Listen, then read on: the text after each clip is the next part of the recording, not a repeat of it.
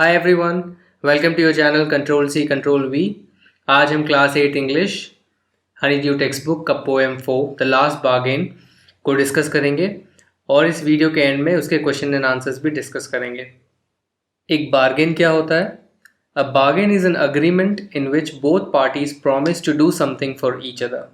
सो bargain एक ऐसा agreement होता है, एक ऐसा समझौता होता है दो पार्टियों के बीच में, जिसमें वो एक दूसरे से प्रॉमिस करते हैं कि एक दूसरे के लिए कुछ करेंगे। बार्गेन को हम हिंदी में सौदा बोल सकते हैं। Someone is looking for work waiting to be hired. So इस पर्टिकुलर पोएम में कोई एक आदमी है जो काम ढूंढ रहा है और हायर होने का इंतज़ार कर रहा है कि कोई उसको हायर कर ले, काम दे दे, उसका इंतज़ार कर रहा है। He strikes a bargain but thinks it worthless. So पहले वो एक बार्गेन करता है, एक सौदा करता है, पर उसको ऐसा लगता है कि ये मूल्य नहीं है, मूल्यवान नहीं है, वर्थलेस है, इसकी कोई वैल्यू नहीं है। वर्थलेस का मतलब वैल्यू ना होना।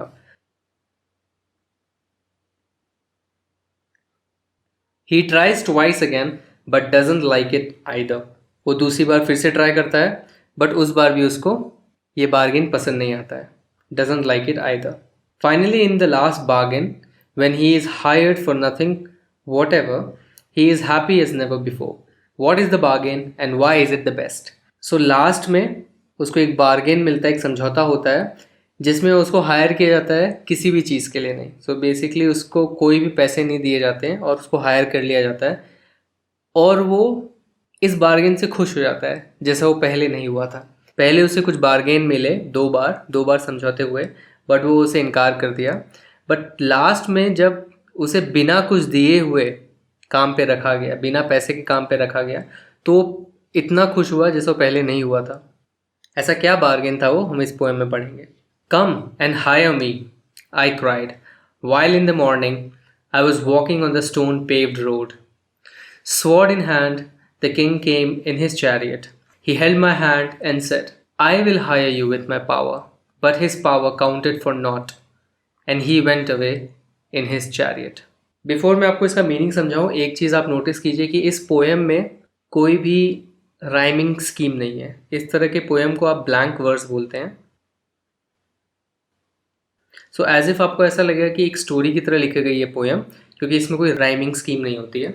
सो फर्स्ट लाइन में एक बंदा है, एक पर्सन है, वो बोल रहा है कम एंड हायर मी। वो चिल्ला के बोल रहा है, आई क्राइड, क्राई नहीं, चिल्ला चिल्ला के बोलना कि आओ और मुझे हायर करो, मुझे काम दो। While in the morning I was walking on the stone paved road. So सुबह का समय था और वो एक स्टोन पेव्ड रोड में चल रहा था।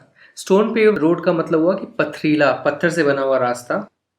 वो कुछ ऐसा दिखेगा। तो अगर पत्थर से बना हुआ रास्ता है तो उस तरह का रास्ता होगा। छोटे छोटे पत्थरों के टुकड़ों से जो बन के एक अच्छी सी रोड बनती है, उसको स्टोन पेव्ड रोड बोलते हैं। Sword in hand the king came in his chariot. हाथ में एक तलवार लिए, स्वॉर्ड यानी तलवार, एक चैरियट में, चैरियट यानी रथ। तो चैरियट का मतलब हो गया रथ। सो एक रथ है, उसमें एक राजा है इस तरह से जैसा पिक्चर में आपको दिख रहा है, और उसके हाथ में एक तलवार है, वो आता है। He held my hand and said, तो उसने उस आदमी के हाथ पकड़ा और बोला मैं तुम्हें हायर करूंगा विथ माई पावर। सो उसे अपनी पावर दे रहा था वो in exchange of hiring him. तो उसे बोल रहा था कि मैं तुम्हें अपनी शक्ति, सो उसकी जो शान और शौकत है, उसकी जो पावरफुल पोजीशन है, उसका एक हिस्सा देगा एंड वो उसे हायर करेगा। But his power counted for not. But उसकी जो पावर है, जो बंदा काम ढूंढ रहा है, वो बोलता है कि उसकी जो पावर है उसका कोई मोल नहीं है। काउंटेड फॉर नॉट, नॉट यानी नथिंग, एक तरह से ओल्ड इंग्लिश का वर्ड है ये नॉट। नॉट का मतलब होता है नथिंग। सो उसकी जो पावर है काउंटेड फॉर नथिंग, उसकी कोई वैल्यू नहीं है मेरे लिए। And he went away in his chariot. So उसने उसका जो ये समझौता था, ये जो बार्गेन थी, उसने रिफ्यूज़ कर दिया और फिर जो किंग है वो चला गया। इस पर्टिकुलर स्टैंजा में आपको ये ध्यान रखना है कि यहाँ पे पावर इज द फोकस। सो उस आदमी को भी बार्गेन में क्या दिया गया है? Power.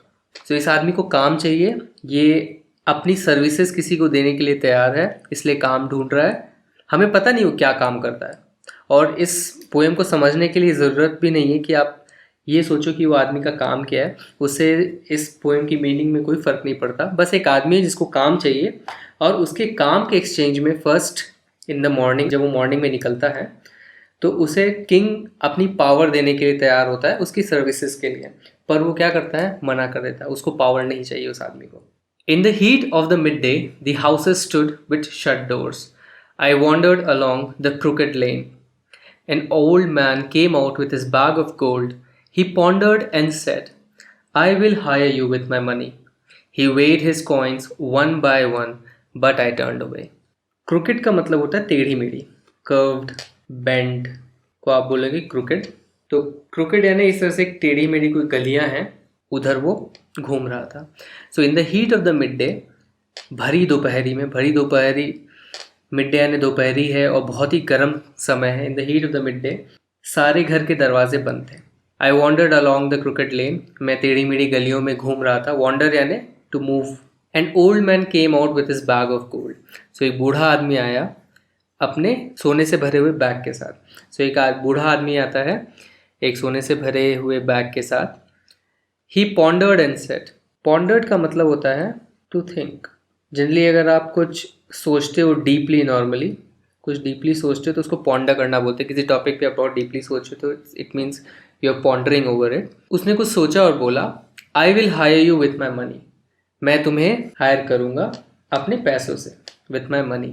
He weighed his coins one by one. So उसने अपने सिक्के एक एक करके उसको दिखाए। वे किए यानी वो तौल रहा था अपने सिक्कों को, उसको दिखाने के लिए कि मेरे पास कितने पैसे हैं तुम्हारे लिए। But I turn away. Turn away एक तरह से फ्रेजल वर्ब है। टर्न अवे का मतलब एक होता है रिफ्यूज़ करना, मुड़ जाना, मुंह फेर लेना। हिंदी में अगर आप इसका ट्रांसलेशन देखोगे तो मुंह फेर लेने का मतलब टर्न अवे होता है, मतलब आप किसी चीज़ को रिफ्यूज़ कर रहे हो, मना कर रहे हो। सो ही रिफ्यूज्ड। तो उस बूढ़े आदमी ने उसको पैसे दे रहा है वो, पर वो रिफ्यूज़ कर रहा है। नॉर्मली आप देखोगे जब भी हम कभी काम पे जाते हैं तो हमें पैसे ही मिलते हैं, हमको काम जो करते हैं वो पैसों के लिए करते हैं। बट ये आदमी को पैसे भी नहीं चाहिए। पहले उसको किंग पावर दे रहा था कि मैं तुम्हें एक पावर, पोजीशन ऑफ पावर दूंगा, वो भी उसने नहीं ली। अब उसे वो पैसे दे रहा है तो वो भी नहीं ली। तो आप इस सेकंड स्टैंजा में उसको मनी दिया गया है, वो भी वो मना कर रहा है ये बंदा। It was evening, the garden hedge was all a flower. The fair maid came out and said, I will hire you with a smile. Her smile paled and melted into tears and she went back alone into the dark. So अब शाम हो गई है, पहले morning का समय था, फिर दोपहर हुई, अब शाम हो गई। And garden hedge was all a flower. Garden hedge, hedge का मतलब होता है एक फेंस जो कि पौधों से बना होता है। श्रब्स आप बोलो, जो छोटे छोटे पौधे होते हैं उनसे मिलके जो एक तरह से, जिस आप पिक्चर में देखो इस तरह से अगर फेंस बना होता है उसको आप हेज बोलते हैं। तो गार्डन में आप जनरली देखते हो कि इस तरह से एक बाउंड्री बनी होती है पौधों की, और उसमें यहाँ पे बोल रहे हैं कि अ फ्लावर हो गए, मतलब it was flowering, flowered. Flowered और अ फ्लावर का एक और मीनिंग बोल सकते हो, दे आर विथ फ्लावर्स। सो इसमें फूल भी लगे हैं, फूल खिले हुए हैं। और एक गोरी औरत बाहर आती है एंड उसे बोलती है, फेयर मेड यानी एक वुमन, यहाँ पे इसका मतलब है एक वुमन। यंग वुमन के लिए आप जनरली ये वर्ड यूज़ करते हो, मेड। सो एक गोरी यंग औरत बाहर आती है एंड कहती है, आई will hire you with a smile. तो मैं तुम्हें हायर करती हूँ और इन रिटर्न क्या देती हूँ, मैं तुम्हें एक स्माइल देती हूँ, मुस्कुराता चेहरा देती हूँ। हर स्माइल पेल्ड, उसका स्माइल जो है पेल हो गया। पेल होना यानी फेड हो जाना। पेल का मतलब होता है फेडेड। सो फेड हो गया, फीका पड़ गया। And melted into tears. Melted into tears का मतलब हो गया वो रोने लग गई। सो वो किस में कन्वर्ट हो गया, उसका स्माइल रोने में कन्वर्ट हो गया और फिर वो वापस चली गई डार्क में। इसका मतलब क्या हुआ कि उस बंदे ने वापस उसको रिफ्यूज़ कर दिया, इसलिए उसका जो स्माइल है वो एकदम से चेंज हो गया, फेड हो गया और वो रोने लग गई और वो वापस डार्क में she went back alone in the dark. So जहाँ से आई थी वहाँ वापस चली गई, alone in the dark. Now बहुत ही सटल वे में पोएम ने बहुत सारे सिंबॉलिज्म यूज़ किए हैं यहाँ पे। पहले तो आप देखो मॉर्निंग का समय था एंड वहाँ पे उसको पावर देने की कोशिश की गई। देन नून का समय आया, मिड डे, उसको मनी देने की कोशिश की गई। फिर आप यहाँ पे आओगे जो कि इवनिंग का समय है और यहाँ पे उसको एक तरीके से आप बोलोगे लस्ट या फिजिकल डिज़ायर, इस तरह का उसको लालच दिया गया। बिकॉज एक यंग वुमन यहाँ पे उसके लिए आई है, उसको अट्रैक्ट करने की कोशिश कर रही है। एक तरह से फिजिकल डिज़ायर यहाँ पे सिंबलाइज करने की कोशिश की गई है। एंड यहाँ पे लिखा गया कि she went into the dark. Already ये बोला गया she was a fair man, वो गोरी यंग वुमन थी, लेकिन कहाँ से आई थी, डार्कनेस से आई थी। मतलब she is having something not good, वो एक तरह से एक लालच लेके आई अपने पास और वो उस बंदे को ललचाना चाह रही थी। तो इसलिए यहाँ पे बहुत ही सटल वे में बताया गया है कि शी केम फ्रॉम डार्कनेस और वहीं वापस चली गई। So it was like a trap. And आप एक चीज नोटिस करो कि नॉर्मली हम ह्यूमन बीइंग्स इन 3 चीजों के पीछे ही भागते हैं। या तो हमें पावर चाहिए होती है, या तो हमें बहुत ज्यादा पैसा चाहिए होता है, या तो हमारी बहुत सारी डिजायर्स होती हैं। सो इन सब चीजों के पीछे जो है हम भागते रहते हैं। सो इन 3 चीजों को ही इन 3 स्टैंजाज में डिनोट किया है पोएट ने। और ये जो बंदा है वो इन तीनों चीजों को ठुकरा रहा है। उसे काम चाहिए, पर काम के बदले में ये नहीं चाहिए। ना ही उसे पावर चाहिए, ना ही उसे मनी चाहिए, ना ही किसी तरह की डिजायर्स है उसकी। तो आगे देखते हैं क्या होता है। The sun glistened on the sand and the sea waves broke waywardly. A child sat playing with shells. He raised his head and seemed to know me and said, I hire you with nothing. From henceforward, that bargain struck in child's play made me a free man. जो सूरज है वो रेत पे चमक रहा था। Glisten का मतलब होता है शाइन। रेत में चमक रहा था सूरज। And the sea waves broke waywardly. Waywardly का मतलब होता है uncontrollably. And sea waves broke. Waves broke का मतलब क्या होता है कि जब भी वेव्स उठती हैं समुद्र में तो आप देखोगे एक हाइट तक जाती है, फिर गिर जाती है, एंड गिर के फिर वो बहुत दूर तक आती है एंड वो वापस पीछे चली जाती है। तो ये जो वेव का राइज होना है, राइज होके एकदम से जो गिरती हैं और बहुत तेज आवाज़ भी आती है, उसको बोलते हैं ब्रेकिंग ऑफ वेव्स। तो इसलिए वो वर्ड यूज़ किया है कि जो वेव्स हैं वो ब्रेक हो रही थी अनकंट्रोलेबली, मतलब बहुत ज़्यादा वेव्स आ रही थी उस पर्टिकुलर सीन में। एंड एक बच्चा बैठा हुआ था उसी सैंड में, उसी बीच पे, मतलब एक बीच का सीन नहीं है, एंड वो शंखों के साथ खेल रहा था। शेल्स का मतलब होता है शंख। तो कभी आप बीच पे गए होंगे तो इस तरह के आपको शंख मिलते हैं रेतों में धसे हुए। तो इन शेल्स के साथ वो बच्चा खेल रहा था। सो वो आदमी लगता है उस बीच पे आया, तो वो चाइल्ड ही रेज हिज हेड, उसने अपने सर उठाया, एंड जो आदमी काम ढूंढ रहा था उसको एज इफ वो पहचान रहा था। इट सीम्ड, ऐसा लगा कि वो उसको जानता है। वो खुद के बारे में बोल रहा है, सीम टू नो मी, ऐसा लगा वो मुझे जानता है। एंड वो उसे बोलता है, I hire you with nothing. मैं तुम्हें हायर करता हूँ, काम देता हूँ, और बदले में मैं तुम्हें कुछ नहीं दूंगा। I hire you with nothing from hence forward. और उस मोमेंट के बाद, उस समय के बाद, दैट बार्गेन स्ट्रक। ये एक इडियम है। ये इडियम कहाँ से आता है? इसका बेस इडियम ये है, strike a bargain. When you से स्ट्राइक अ बार्गेन, इसका मतलब होता है टू रीच एन अग्रीमेंट। तो अगर आप एक समझौता कर लेते हैं, that then you can say that I struck a bargain. So that bargain struck in child's play. Child's play again, child's play का मतलब होता है कि बहुत ही एक आसान काम, तो नहीं बोलते बच्चों का काम है, ये बच्चों का खेल है, ये काम तो मेरे लिए बच्चों का खेल है। तो इसका मतलब होता है कि बहुत ही आसान काम है। सो एकदम आसानी से एक अग्रीमेंट में पहुंच गए। मतलब बाकी लोगों ने उसे इतनी सारी चीज़ें देने की कोशिश की, बट इस बच्चे ने उससे बोला कि मैं तुम्हें कुछ नहीं दूंगा, और एकदम आसानी से एक अग्रीमेंट में पहुंच गए। मतलब वो मान गया, वो जो बंदा था वो मान गया उसकी बात। And it made me A free man, और वो आज़ाद हो गया, एंड उसने मुझे आज़ाद कर दिया। इसके कहने का ये मतलब है कि आपको थोड़ा डीपली सोचना पड़ेगा कि हम जो इंसान हैं, हम क्या क्या चीज़ों के पीछे भागते हैं। हमें या तो पावर चाहिए, हमें कोई पोजीशन ऑफ पावर चाहिए, रुतबा चाहिए, एक रेपुटेशन चाहिए, एंड हमें या तो पैसा चाहिए, हमारे बहुत सारे सपने होते हैं, उन्हें पूरा करने के लिए हमें सब पैसे चाहिए, एंड तीसरा या तो हमारी डिज़ायर्स होती हैं, उन्हें फुलफिल करनी होती हैं। बट ये जो 3 चीज़ें ये हमें बांध देती हैं, ये हमें जकड़ के रख लेती हैं, एंड हम इसके गुलाम हो जाते हैं। हमें पावर चाहिए, बट इस पावर को पाने के लिए, इस पैसे को पाने के लिए और इन डिज़ायर्स को फुलफिल करने के लिए हम गुलाम हो जाते हैं उन चीज़ों के।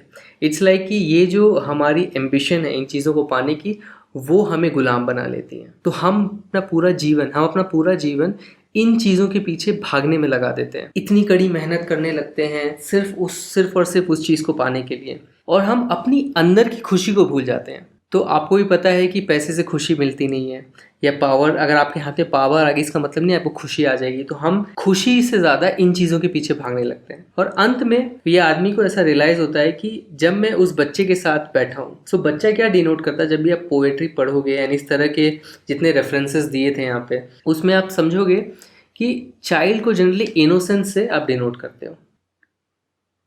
एंड यहाँ पे चाइल्ड क्यों यूज़ किया गया है? To denote innocence. एंड आप देखोगे यहाँ पे चाइल्ड इसलिए इस स्टैंजा में है क्योंकि एक चाइल्ड डिनोट करता है इनोसेंस को। मतलब यहाँ पे कोई ट्रिक नहीं है, यहाँ पे कोई छल कपट नहीं है, कोई ट्रिक नहीं है, कोई इविल फोर्सेस एट प्ले नहीं है। और एक बहुत ही इनोसेंस के साथ उस बंदे को ये रियलाइज़ हुआ कि मुझे ये सब कुछ नहीं चाहिए, मुझे खुश रहने के लिए ये सब कुछ नहीं चाहिए। फाइनली उसे इनर हैप्पीनेस कैसे मिलती है उस बच्चे के पास। सो यहाँ पे इस पर्टिकुलर पोएम से इनर हैप्पीनेस, अंदर की खुशी को इम्पोर्टेंस दी गई है कि it is far more important, ये सबसे ज़्यादा इम्पोर्टेंट है पावर, पैसे और डिज़ायर्स से।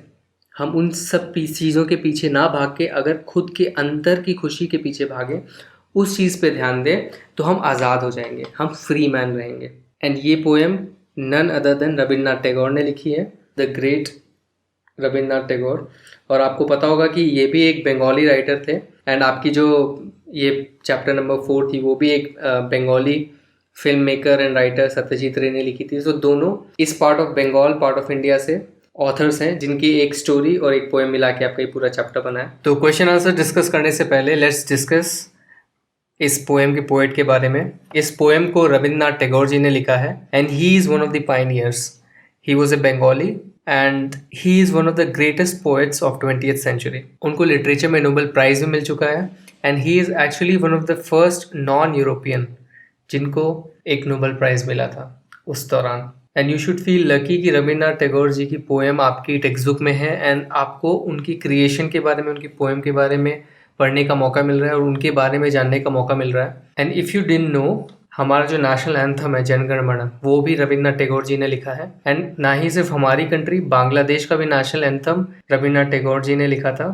और इवन श्रीलंका का जो नेशनल एंथम है वो भी उनके पोएम से इंस्पायर्ड है। ही was a writer, poet, a musician. इनकी जितने भी पोएम्स होते थे उनमें एक लिरिकल फील होता था। इसका मतलब इनके पोएम्स को आप सॉन्ग्स में अडेप्ट कर सकते थे। So he was also a musician, he was a nation builder because he contributed a lot for India. He was a polymath and he was a Ayurveda researcher. और इनकी सबसे फेमस जो वर्क है जिनके नाम से उनको जाना जाता है वो है गीतांजलि एंड ये पब्लिश हुई थी 1910 में। सो यू इमेजिन कि आज से 100 साल पहले, 100 साल से भी ज़्यादा हो गई है इस पर्टिकुलर बुक को, लेकिन आज भी ये रेलेवेंट है। It's like a timeless piece. इन्होंने बंगाली लिटरेचर को रीशेप किया, पूरा कन्वर्ट कर दिया बंगाली लिटरेचर का सीन, बहुत इन्फ्लुएंस किया, वहाँ की म्यूजिक को इन्फ्लुएंस किया और इवन इंडियन आर्ट को इन्फ्लुएंस किया। अगर आपको शांति निकेतन के बारे में पता हो तो ये भी रविन्द्रनाथ टैगोर जी ने सेटअप किया था। You can read more about that. और ये जो पर्टिकुलर पोएम है जो आपके टेक्स्ट बुक में दी गई है, द लास्ट बार्गेन, ये इन्होंने 1918 में लिखी थी गीतांजलि लिखने के बाद। Okay, so let's discuss question and answers. Question 1, who is the speaker in the poem? So poem में स्पीकर कौन है? तो पोएम में जो स्पीकर है वो एक डेली वर्कर है जो भी रोज काम खोजने के लिए निकलता है, उनको हम डेली वर्कर या डेली वेजर बोलते हैं। उनका कोई कॉन्ट्रैक्ट फिक्स नहीं होता है, वो डेली बेसिस पे कहीं ना कहीं काम करते हैं। So the speaker in the poem is a daily worker और वेजर बिकॉज वो सुबह सुबह चिल्ला रहा था काम के। That is what daily workers do. वो एक जगह जाके, अगर आप अपने सिटी या टाउन में देखेंगे, एक जगह पे जाके वो या तो बैठे रहते हैं या तो एक जगह जाते हैं जहाँ पे उनको रोज काम दिया जाता है। So he is a daily worker. The king sword in hand suggest wealth, power, more power than wealth. Mark the appropriate item in the context for stanza 1. So stanza 1 discuss करते समय हमने ये चीज़ को स्पेशली फोकस किया था कि what does sword signifies, what does king signify? It signifies power. So वो power को denote करता है. So the sword in hand signifies power. Even the king and the sword both signify power. The old man offered the speaker a lot of money. Why did he turn down the offer? So next stanza में हमने देखा था कि बूढ़े आदमी ने उसको बहुत सारे पैसे देने की कोशिश की, गोल्ड कॉइन्स, बट इस स्पीकर ने मना कर दिया। So क्यों मना किया था? बिकॉज उसको ये मटेरियलिस्टिक चीज़ें चाहिए ही नहीं थी, उसे पैसा, शोहरत, ये सब नहीं चाहिए था। So he turned down the offer because he was not looking for material gains. You can write material gains or you can write materialistic things. He was in search of inner happiness. So उसे अंदर की खुशी की खोज थी and that is why he has not accepted the offer. He turned down the offer. Turn down का मतलब होता है रिफ्यूज कर देना। Find in the poem lines that match the following. Read both one after another. ये one of the best questions लगा आपके इस पोएम के क्वेश्चन आंसर सेक्शन में, बिकॉज ये क्वेश्चन एक एडिशनल डेप्थ देगा आपको इस पोएम को समझने के लिए। So let's discuss them. मैं उसके साथ में आपको बताऊंगा मैं ये क्यों बोल रहा हूँ। So first is I have nothing to give you except goodwill and cheer. So इस पर्टिकुलर लाइन से मैचिंग आपको अपने पोएम में से एक लाइन बतानी है। So मैं तुम्हें कुछ नहीं दे सकता except goodwill and cheer. So goodwill और cheer, खुशी के अलावा और कुछ नहीं दे सकता। So I hire you with nothing. उस बच्चे ने बोला था I hire you with nothing. So that is what exactly इससे मैच कर सकता है इस पर्टिकुलर लाइन से। एंड आपको एक और डेप्थ मिलती है कि जब उस बच्चे ने बोला कि I hire you with nothing, but वो बच्चा उसे कुछ नहीं दे रहा है, ऐसा नहीं है। उस बच्चे के साथ वो जब खेल रहा है तो बच्चा उसको अपना समय दे रहा है, पहली बात। सेकेंडली उसको एक कंपनी दे रहा है, वो अकेला नहीं रहा, बच्चा उसके साथ है। थर्ड, वो जब साथ में खेल रहे हैं तो एक दूसरे को खुशी दे रहे हैं वो, सो बच्चा उसे हैप्पीनेस भी दे रहा है। So it's like a goodwill and cheer, जैसे इसमें बोला जा रहा है। सो एक अच्छा सा टाइम स्पेंड कर रहे हैं जिसमें एक दूसरे को खुशी दे रहे हैं। सो इट इज़ नॉट नथिंग, जिसको हम एक्चुअली नथिंग बोलते हैं, इट इज़ एवरीथिंग। सो इसलिए this particular line actually adds one more interpretation of I hire you with nothing. Second, her happiness was no more than sorrow in disguise. So उसकी जो खुशी थी वो sorrow in disguise मतलब छुपे हुए दुख से कम नहीं थी। So आपको immediately वो फेयर मेड वाला स्टैंजा याद आ जाएगा, जिसमें वो पहले तो स्माइल करती है, फिर उसका स्माइल जो है it gets paled and melted into tears. So her smile paled and melted into tears and she went back alone in the dark.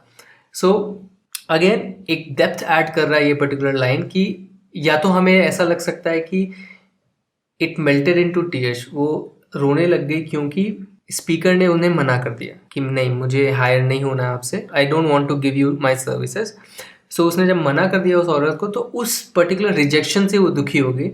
लेकिन इसका एक और इंटरप्रिटेशन इस पर्टिकुलर क्वेश्चन समझ में आता है कि वो जो खुश हो रही थी फॉर दैट मोमेंट, जब उसको हायर करना था स्पीकर को, तो उस पर्टिकुलर मोमेंट पे वो स्माइल कर रही थी, लेकिन एक्चुअली वो अंदर से बहुत दुखी थी। सो उसका स्माइल वो होल्ड नहीं कर पाई। कितनी देर तक आप एक्टिंग कर सकते हो, कितनी देर तक अपना दुख छुपा सकते हो, तो वो छुपा नहीं पाई एंड फाइनली रोने लगी। इसका मतलब उसकी जो हैप्पीनेस, उसका जो खुशी था, वो एक्चुअली छुपा हुआ दुख था, वो छुपा रही थी अपने अंदर का दुख, एंड इसलिए वो एकदम से रोने लगे। तो ये भी एक अलग इंटरप्रिटेशन हो सकता है उस पर्टिकुलर स्टैंजा का।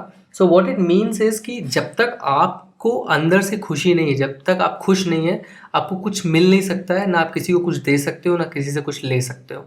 Third, the Kings might was not worth much. So Kings might यानी होता है पावर। सो किंग की पावर का कोई मोल नहीं था। So it's very simple, first stanza में ये था, but his power counted for not यानी नथिंग। सो उसकी पावर ना के बराबर थी या मेरे लिए कुछ महत्व नहीं रखती थी। And these two lines are similar. Question 5, how did the speaker feel after talking to the child on the beach. तो स्पीकर को कैसा लगा उस बच्चे से बात करके उस बीच पे।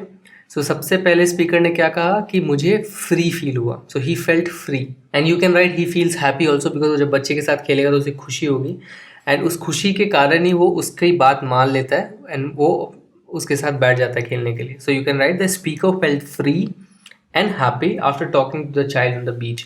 एंड इट्स वेरी इंपॉर्टेंट कि आप ये दोनों चीज़ें लिखें, because this is the crux, this is the essence of the poem. क्योंकि ये पोएम में आपको बताया जा रहा है कि अगर आप फ्री नहीं हो, आप फ्री फ्रॉम थिंग्स नहीं हो, आप फ्री फ्रॉम मटेरियलिस्टिक थिंग्स नहीं हो।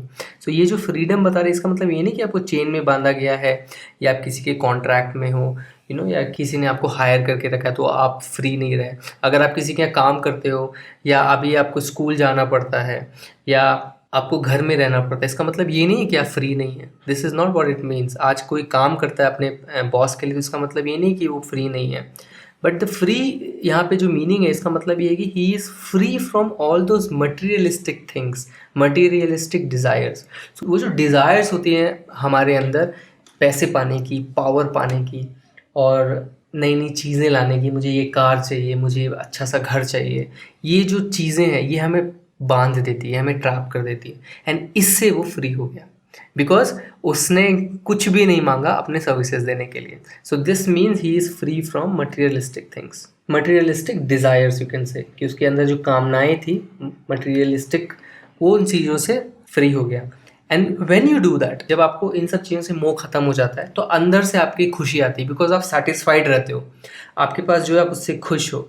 इसका मतलब ये नहीं है कि आप चीज़ें अचीव नहीं करना चाहोगे। अगर एक पोएट, इतने बड़े पोएट ने अगर ये पोएम लिखी है तो उन्होंने बहुत मेहनत की है। इसका मतलब ये नहीं कि वो खुश हो गए कि मैं आज जैसा हूँ वैसा, बट हमें किस चीज़ के लिए इस जीवन में फ़ाइट करनी है। क्या हमें पैसे के लिए फ़ाइट करना है, क्या हमें पावर के लिए फ़ाइट करना है, या कुछ नई अच्छी चीज़ सीखने के लिए फ़ाइट करना है, दूसरों को सिखाने के लिए, इन सब चीज़ों के लिए फ़ाइट करना है। सो जब आप चीज़ों को कंज्यूम करने से ज़्यादा when you try to give to others, क्योंकि वो जब बंदा उसके साथ बैठा तो वो क्या कर रहा है, अपनी कंपनी भी उस बच्चे को दे रहा है, उस बच्चे के साथ खेल रहा है, उस बच्चे को और खुश कर रहा है. So he is also giving happiness to the child. So it is like कि from being a taker you become a giver and that gives you happiness. Thanks for watching this video. अगर ये video आपको पसंद आए तो इस video को एक लाइक दीजिए, हमारे चैनल को सब्सक्राइब कीजिए. आप हमारे चैनल को सब्सक्राइब ईजिली इस लोगो पे क्लिक करके, सब्सक्राइब बटन को क्लिक करके कर सकते हैं. आप अपने डाउट्स और फीडबैक्स हमें कमेंट्स में दे सकते हैं. इन छोटे छोटे स्टेप से आप हमारे चैनल को ग्रो करने के लिए हेल्प करेंगे, ताकि हम आपके लिए और भी ज़्यादा सब्जेक्ट्स के और भी ज़्यादा वीडियोस बना पाएँ. Until then, stay tuned. Bye bye.